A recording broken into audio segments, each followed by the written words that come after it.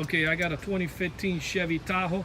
What's happening with this vehicle is very famous for leaving your truck in full bricks and busting out your window, taking the airbags or maybe pocket change or whatever you got. So what we end up doing is we end up installing a shock sensor add-on to the factory alarm system. She didn't want to carry another remote control, and I don't blame her because she's got everything right here, remote start and all that.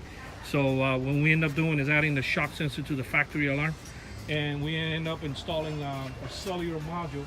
So when the alarm fires off, she'll get the text message as well, the push notification. So I'm gonna go ahead and set off the alarm.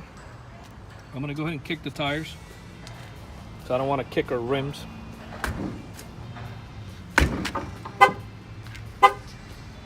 Okay, the alarm will fire off. I didn't kick her hard enough the first time, but the alarm will fire off.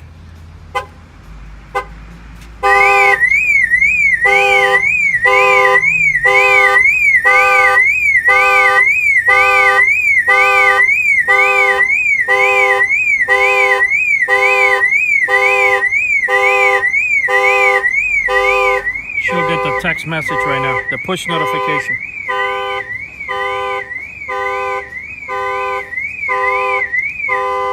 I'm gonna go ahead and shut off the unit. The push notification should be popping up. There it is right there.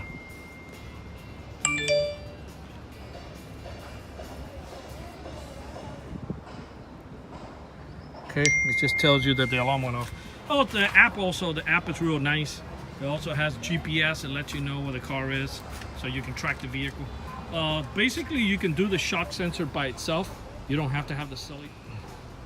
But if you wish to add the cellular part, that's a different add-on.